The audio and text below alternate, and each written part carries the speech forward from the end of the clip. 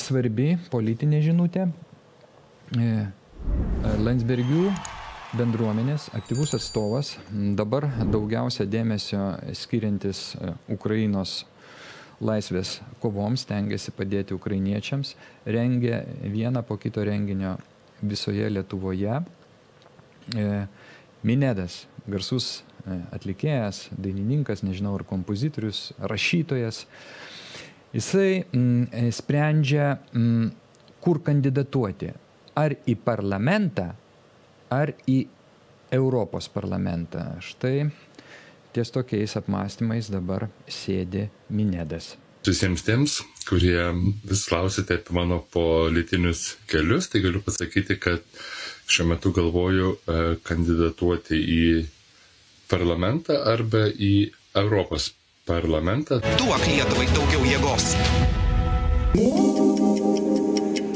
Na, aišku, būtų gerai, kad kandidatuotų į Europos parlamentą, bet vis tik tai kaip gero specialisto, tokio patikimo specialisto visuomenės veikėjo labai norėtųsi ir Lietuvoje, juk tiek čia problemų. Vat mes pakalbėjom pradžioje laidos ir apie demokratiją, apie pažeidinėjimą konstituciją nuolatos, apie įstatymų laužymą. Tai Minedas, jeigu jisai liktų Lietuvoje, na, bent aš norėčiau, kad jis dirbtų grinai čia Lietuvoje. Bet aišku, linkiu sėkmės, jeigu eitų ir į Europos parlamentą. Jisai jau 9 mėnesį ieško išeičių, kaip geriau kovoti už mūsų laisvę, ir jisai pats save identifikavo kaip ukrainietį. Jau 9 mėnesiai kaip kasdien, diena iš dienos dirbu su Ukraina, ieškant išeičių, teikiant pagalbą kovoje už Ukrainos, o svarbiausia ir mūsų visų laisvę. Save identifikuoju ne tik tai kaip lietuvį, bet ir kaip ukrainietį. Slava Ukrainė — tai ne konservatorių naratyvas, tai žmogiškumo, laisvės ir demokratijos naratyvas. Slava Ukrainė. Duok Lietuvai daugiau jėgos. Создайте Майдан по всей Украине. Štai tokia Minedo nuomonė, ir nesutikti su šią nuomonę iš tikrųjų pakankamai sudėtinga. Dar kartą norisi pacituoti garsų Landsbergių bendruomenės atstovą, praktiškai Landsbergių bendruomenės veidą, taip jau būtų galima pasakyti, Minedą, kuris ragina, tiesiog ragina Lietuvos vidaus priešus izoliuoti nuo mūsų šalies visuomenės. Rusija – teroristinė valstybė. Kiekvienas, kuris palaiko Rusiją ir palaiko karą Ukrainoje, yra valstybės priešas. Tokie žmonės ir tokie asmenys turi būti izoliuoti nuo mūsų visuomenės. Duok Lietuvai daugiau jėgos. Na, o kol kas tie žmonės neizoliuoti, vaikšto, daro, ką nori. Ir čia Minedas vėlgi visiškai teisus.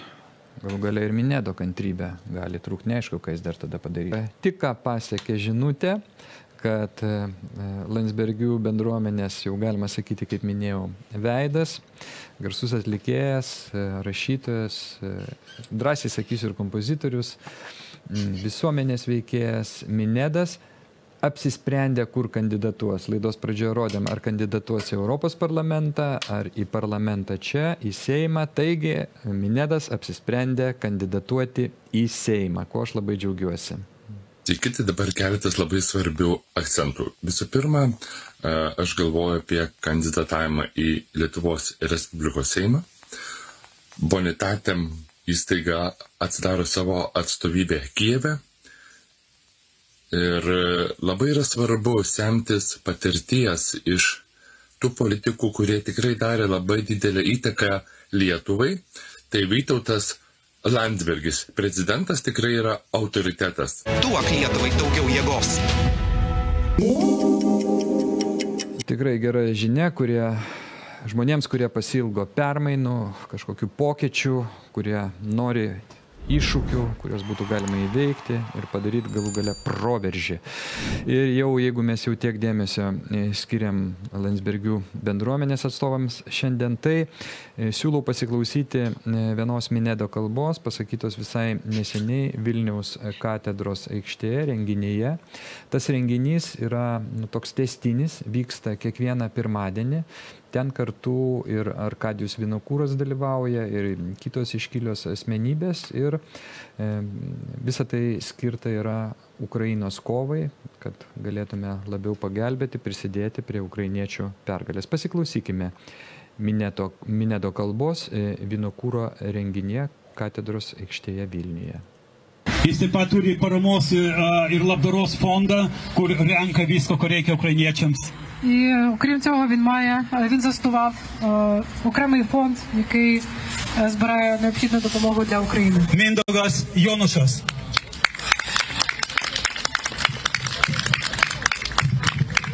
Вітаю, дорогі українці! Слава Україні! Героям слава! Херсона Сірамусу! Херсон наш! Не Русію! Не Росії! Кримас, Луганськас, і вся кита Українос, територія іра Україна!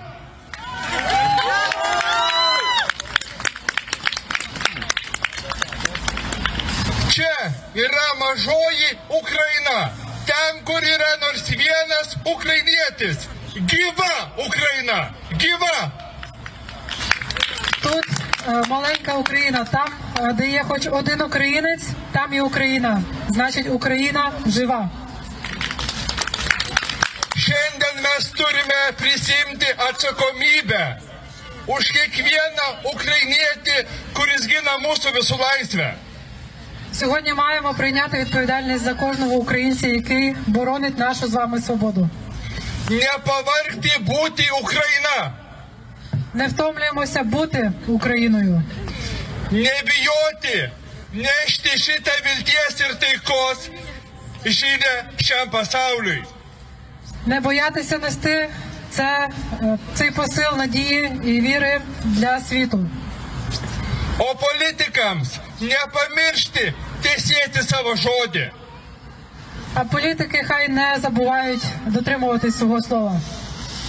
Ateiti į kiekvieną mitingą, kuris vyksta čia Lietuvoje. Ateiti čia kiekvieną pirmadienį, kiek tik tai čia jie vyks. Ateiti. Маємо кожного понеділка, аби підтримати Україну. Prisidėti prie humanitarinės paramos dėl kiekvieno ukrainiečio.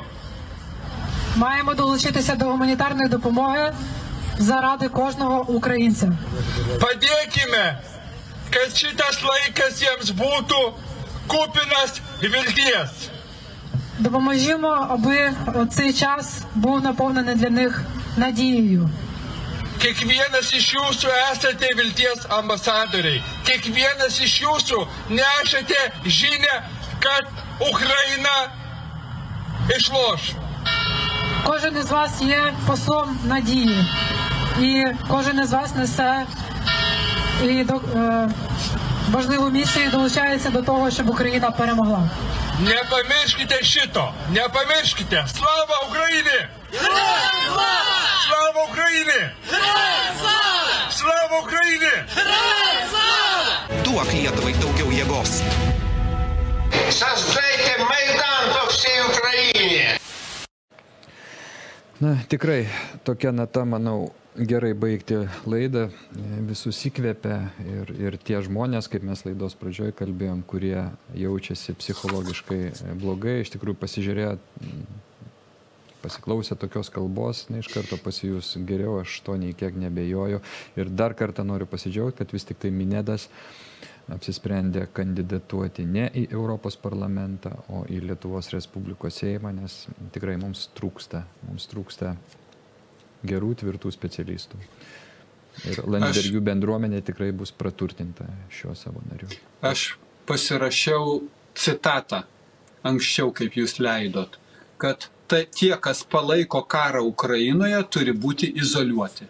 Taip, tai čia turbūt, kadangi Minedas visada kalba tiesą, tai jis pirmiausia turėjo omeny oficialią Rusijos federacijos valstybės paslaptį Dalią Grybauskaitę ir jos ten sėbrus tolesnius, kurie aktyviai agituoja už karą, kad karas kuo ilgiau tęstusi, kad ten būtų kuo daugiau ginkluotės kišama, pinigų ir tęstusi kuo ilgiau. Ne taikos ieškotų prie derybų stalo ar dar kažkaip, bet kad būtų karas. Tai tą ir turėjo Minedas. Tai žmogus yra, kuris sako tiesą. Prie to reikia priprasti. Mes pripratę, kad ten vinguriuoja kažkas. Ne, žmogus sako tiesą.